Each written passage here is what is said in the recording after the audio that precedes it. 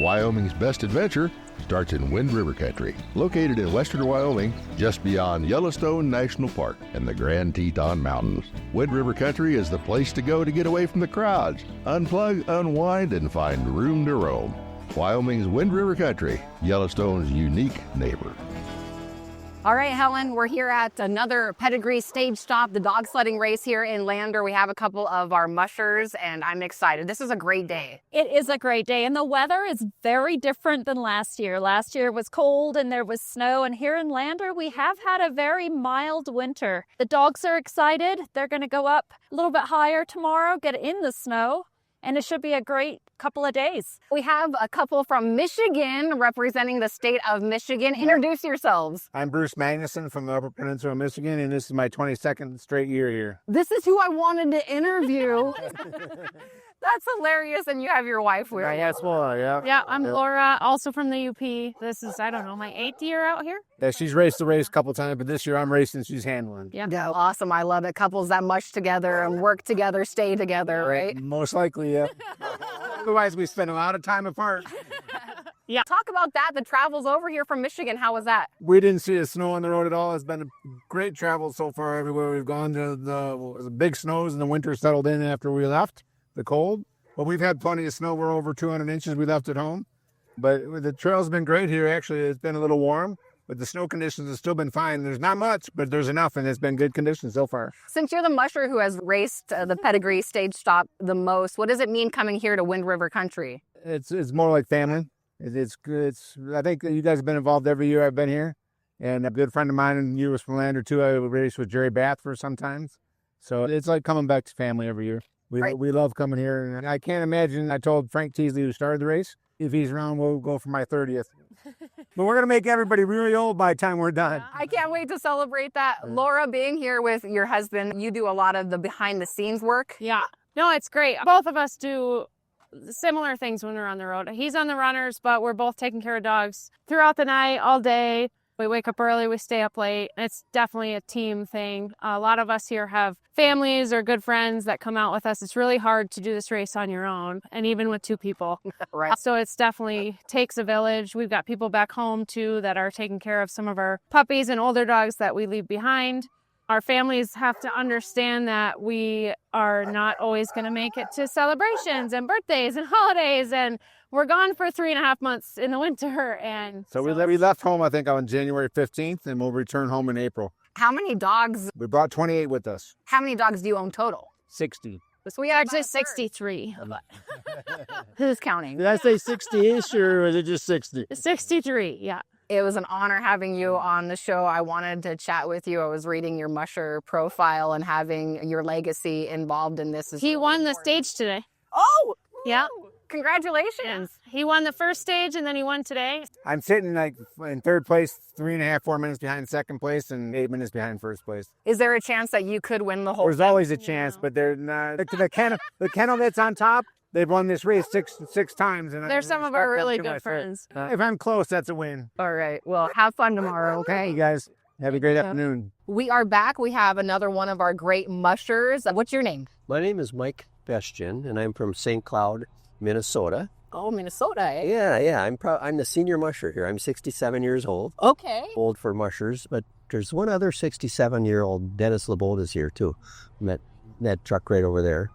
You can tell when you get in the mountains here at Lander, it's a young man's sport somewhere. Yeah.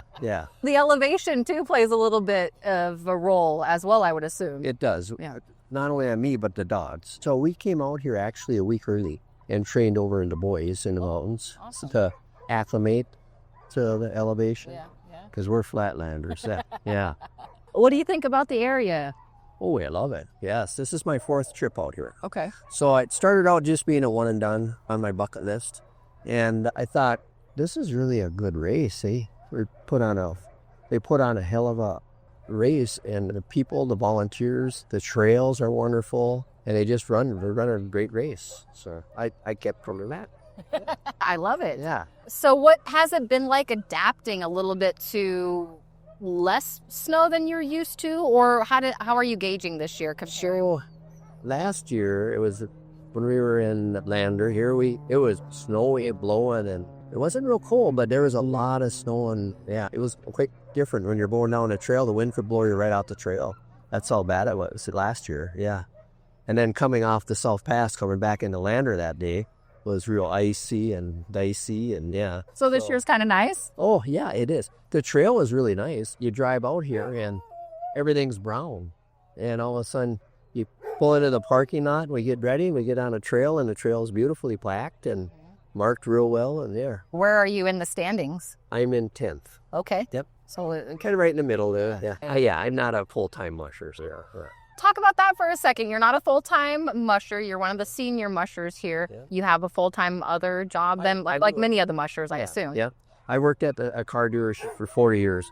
I managed, and then I sell cars now. So I can come to these places and do races, yes. This isn't a cheap sport.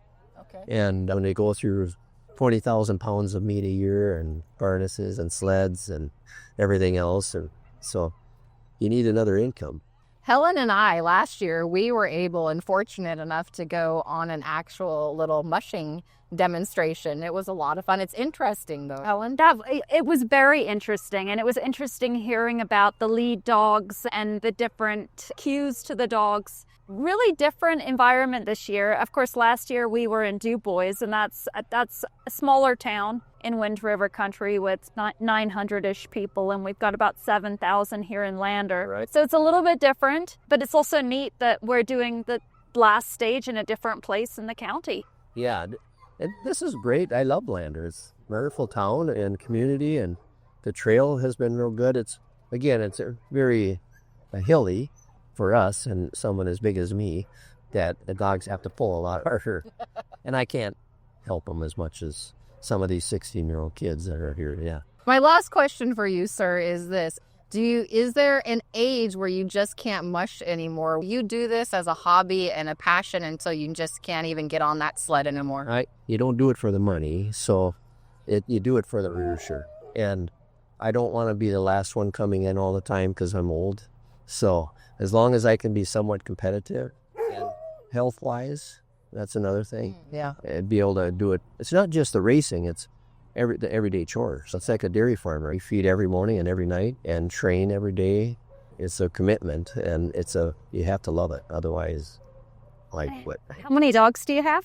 I have 29 at home. Okay, great. And that's with retirees and some puppies. Yeah, we're really glad to have you, and I think you're doing fantastic. You have beautiful dogs, and we're wishing you the best of luck at the last stage tomorrow. Thank you. Hey folks, we have a return guest. I'm really excited. Last year we were able to have a podcast here with the Pedigree Stage Stop, and here we are again, and we have a return podcast guest. Alex, how are you? I'm good. How are you? Good. I've been following you on, of course, your representation for Wyoming. Yeah. Do you live in Wyoming? You're from Bondurant? I live in Bondurant, Wyoming. Yep. How's the race been going this year? It's been good. It's been a little, let's see what we find when we get out there. The snow, this winter feels more like spring. It's been crazy. The temps have been really high. Some of the quote snow has been rain. So it's just been like, we don't know what we're going to get till we get out there. So the race has been that way too. Luckily, our training was that way, so we were able to get used to that, and it's just to see what happens when we get out there. Do you have a little bit of an advantage being able to be here closer to where they race? Yeah, I do know the trails. I have friends in every town, so we usually have somewhere really nice to stay. I can call and be like, hey, how much snow do you guys got over there? We can decide to go train there or not. So things like that. Yeah, it's nice to be close to where the race happens. Last year, we were able to meet some of your crew, including your sister, who is the physical therapist for the dogs and some of the other crew. This year, we have a newbie. Yes, Anna Ergish.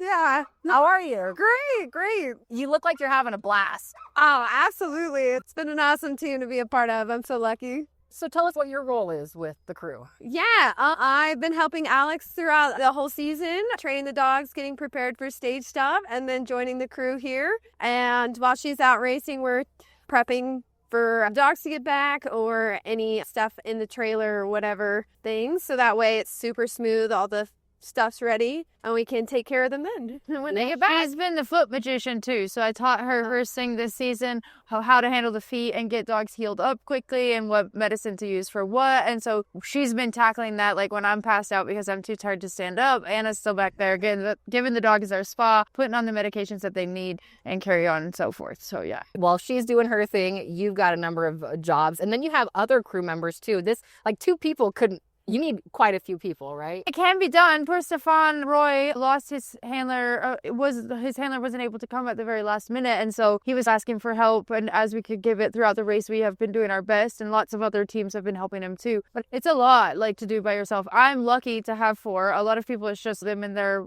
significant other or whatever. So we're lucky to have multiple people.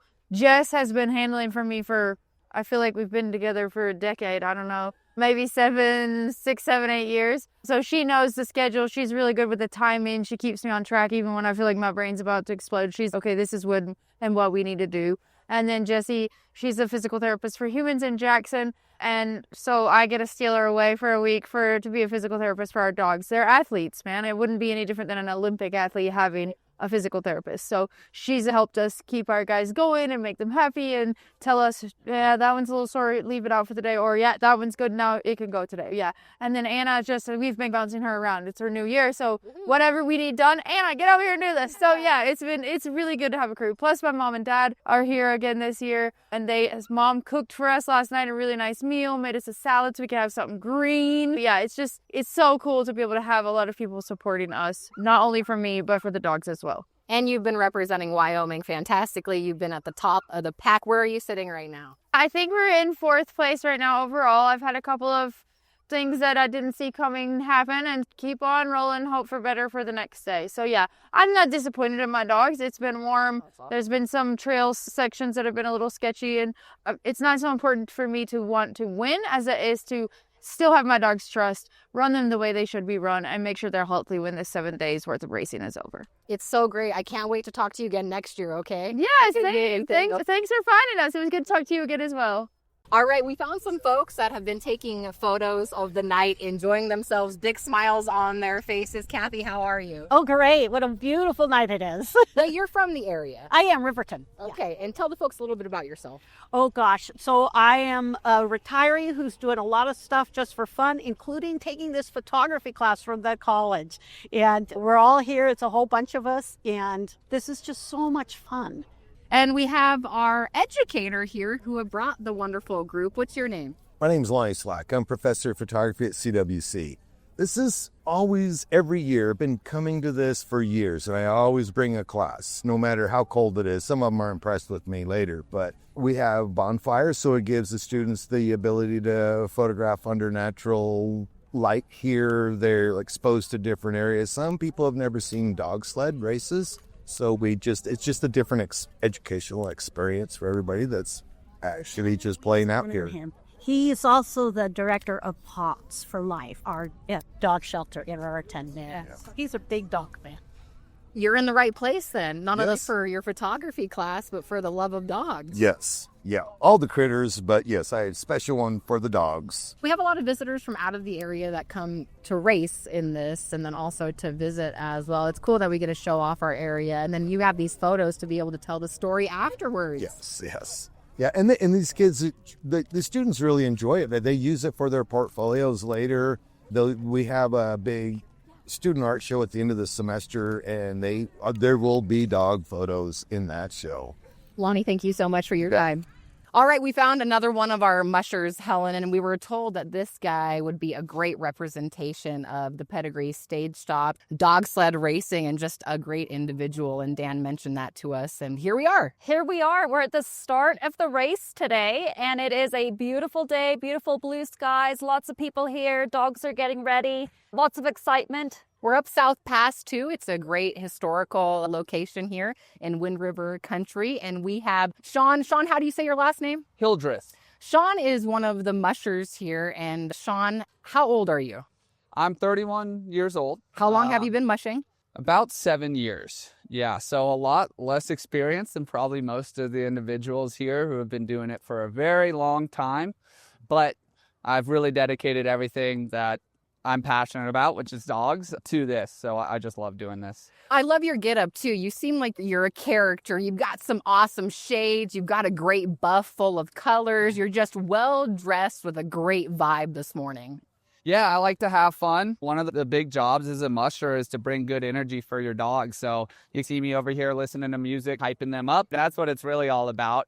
Obviously, it's a race and it's competitive, but I also want to just go out there with my dogs, have a good time, enjoy a beautiful trail, and just have fun.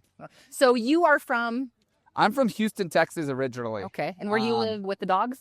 So we live in Central Oregon and Bend, Oregon. Okay. We live a little east of there in the Badlands Wilderness area. So we train our dogs in the desert mostly. Wow. So we get a lot of cold temperatures. They run in a lot of sandy conditions, but it's really easy on the dog's feet, their joints, and it gets them strong. As you can imagine, working out on a beach or something like that, it's not very easy. So the same thing translates to the dogs. Yeah, I feel like that correlation is perfect. The running in sand, running in snow, it takes a lot of energy and it takes a lot of muscle. So it does work hand in hand. How do you like being here? Is this your first time to Wind River Country? This is my second year here at Stage Stop. Actually, the Lander stage last year was my favorite stage. Woo-hoo. So I was really excited that we were doing 2 days here this year. This trail is probably the most difficult trail to run from a musher standpoint. It's really technical. Yesterday it was really fast. So you have some really quick, tight turns. You go through some beautiful pine trees that's windy and hilly. So you really have to drive your sled. And maybe one thing that I think I thrive in is some of that athleticism that it takes to run this trail. Yeah. We had talked to one of the senior mushers. He's in his 60s, Mike, and he was just mentioning how hard this actually is on the body. Not only do you deal with some of the elements with the cold, the wind, the snow, this year a little bit warmer, but talk about the toll it takes and having to be athletic to be a musher. Yeah, I mean, it's 7 days of just nonstop working your dogs, working on the trail. You're massaging them, which requires bending over a lot. So I can only imagine how the older gentlemen feel a little bit. I'm definitely on the what I call the vitamin I program, which is just taking some ibuprofen every single morning. Gets you through the run. But no, it's a big push through this race. And that's one thing that's really different about this race than any other race is it's continuous, 7 days of racing, and the trails are just tough. I mean, there is a lot of hill climbing, a lot of elevation gain, technical turns. It's just got everything at this race. And that's one thing I really love about it. Sean, we're wishing you the best of luck, you and your dogs. Thank you. Yeah, I appreciate it. We got one more run, and I'm hoping it's a good one. Okay, so we have a crew that just rolled in. We just interviewed Sean, and he let us know that a crew came all the way up from Colorado. What's your name? Alexis, good morning. Good morning. How was the travels? Oh, easy. We came in last night. Are you here to check out the dog sledding? Did you get to meet and greet the mushers last night? We haven't done any meeting and greeting yet, but yeah, we're here to watch. We're spectating today. Luckily, this morning, all the dogs are out, and so you'll be able to meet the mushers, see the dogs, and be able to do that. Now, you're from Colorado. Have you ever been to Wind River Country? Never. And we're actually originally from Houston, Texas, and we've been in Colorado for about 7 years now. So this is totally new to us. It's a great place, great community. Beautiful weather. It's gorgeous today. Yeah, blue skies. It's going to be a nice day. All right, what's the rest of the crew that we've got over here? What's your name? Sully. Sully, what's your name? Towns. Ava. I'm Cash. All right, you guys are here to watch some dog sledding. Do you guys want to do some mushing? Is that an aspiration of yours? Definitely. It seems like an exciting sport. Getting into it would be cool. Have you ever been to Wyoming? I have been to Wyoming, yes, but really just a drive there to get to the other states. But this is definitely something that I'd be interested in. Stick around here for a little bit, too. Wind River Country is a good place to hang. Yeah, thank you, yeah. All right, how old are you? I'm 15. 15. Have you ever seen dog sledding at a mushing race before? I'm excited for it. It's really cool, too. And this is a South Pass. This is a historic area. There's multiple places to check out. You can go to the South Pass historical site. There's lots of stuff to do. Dang, that sounds crazy. All right, kiddo, you're the young one. Have you ever seen a dog sledding race? No, not yet. Not yet. Are you excited? Yes. Lander's awesome. Wind River Country's great. And there's a really cool candy shop at South Pass Historic Site. So That sounds like our next stop. We appreciate you making the trip up. We really do. Yeah, thanks so much for having us. It's going to be a great day. You guys have fun, okay? Woo-hoo! Thank you. Okay, we found a gentleman that knows a lot about the Pedigree stage stop and also a lot about the area. Bill Hastings, how are you? Doing great today, thank you. How are you? Ooh, another Pedigree stage stop. And we did a podcast last year. We had tons of fun. And Helen, Bill is in the know. We're going to go through how things work when people kick off for the last stage here and how people start according to the last stage? Correct. So the race itself, all the stages start with how the mushers signed up in that order. So that becomes their bib number throughout the rest of the race. The first race is run in that bib order, 1 through 18, 19, 20, up to 20. And then the following races start with the slowest mushers first on down back to number 1 again. And it just reverses, it just changes, that ebbs and flows throughout the race during the week. So the person who is launching first today for the last stage got the slowest time the day before? Correct. Okay. Correct. Yep. So what's it been like this year? What's the vibe been, Bill? It's been a really good vibe overall. There's always a lot of concern about the weather because it's really warm, of course. People I talk to in town, they're like, there's no snow. There's enough snow to do this. We're good. So that's been the overall vibe. People are happy, though. Great. And can you talk a little bit about the trails? Here we're seeing that they're groomed. Are they groomed the whole way? They're groomed the whole way. All the trails are groomed. There's a great trail crew that we've got for the race. They go out every day to see what the trails look like from one end to the other. If we need to get some grooming people in, we'll do that and fix any bare spots, push some snow around, do whatever needs to happen, make sure that trail is really nice. Bill, we had one musher mention this being a little bit more technical than some of the other stages. That's true. From what I've been told, that's true for this particular course. This trail is a bit more technical. There's a few more turns and twists that they have to navigate. And with a lot of dogs, they've really got to be paying attention and make those turns the way they're supposed to. So, what does this mean for us to have this in our area and have folks like yourself involved? Folks coming up from Colorado and other states to see this. In Wind River Country, we get to show off. I think overall it's just a great economic boon for the area itself, of all the teams and all the handlers and the folks that are involved with the race that come through this area and stay in hotels and eat in the restaurants and go to the grocery stores. It's a win for the area overall, in my opinion. We appreciate your time. I know you're busy, and we're going to be at the start, hopefully snapping a couple of great photos for the Wind River Visitors Council and the podcast. And anything else we need to know, Bill? Have fun today. We are here with Mr. Dan Carter, who is the race director. We've been fortunate enough to interview Dan in the past, but we are so excited, Dan. We are here for you hear the dogs. They're really excited, actually. It's just so neat seeing the excitement and how many people come up for this. Dan, okay, the weather's a little bit different this year. We talked about that. We've talked about that across the board, but how has it been for you as the race director this year so far? It's been really good. All in all, we've had a very smooth race. Our trails have enough snow. What we really need is a base, and we have a base on all of our trails. Has been a little warm, but it's Wyoming. You never know what you're going to get. And you've been here many times, Dan. It's great to have you back. But what is it like being back in Wind River Country and Lander area? Oh, it's wonderful. I'm glad we get to be here for a couple of days. Lander's a great town, and it's a great trailhead here at South Pass, and it's just good to be back. I would say as far as sled driving and athleticism on the back of the sled, this is our most technical course for sure. There's a lot of twists and turns through the trees, blind corners, ups and downs. So for sure, this is the most technical course this year. Where do we have mushers from? I saw Canada, Alaska. We have mushers from all over. We have 2 mushers from Germany. That's Michael and Leonie Tetzner. That's a father-daughter team. They're both racing. We have Remy Costi back from France. In fact, he's been in North America this is his 3rd year, but he brought his entire team over from France. We have mushers from all over the United States. We have mushers from Canada. Mitchell Jacobson came all the way from Tuktoyaktuk, which is Northwest Territories north of the Arctic Circle. So they came from all over to be right here. Oh, and it is so great to have everybody here in Wind River Country. And just driving around town last night prior to the bonfire and the meet and greet, you could see dogs all over the town. And it's just neat to have everybody here and to be able to celebrate such a fun sport. Dan, I hope to be here for many years to come with you, buddy, and doing many more podcasts for Wyoming's Wind River Country, Yellowstone's unique neighbor. And we're going to go to the start of the race, okay? All right, we'll be back as long as we're invited. Thanks for tuning in to Wyoming's Wind River Country, Yellowstone's unique neighbor. Visit us at windriver.org and follow Wyoming's Wind River Country on Facebook and Instagram. This podcast has been brought to you by the Wind River Visitors Council.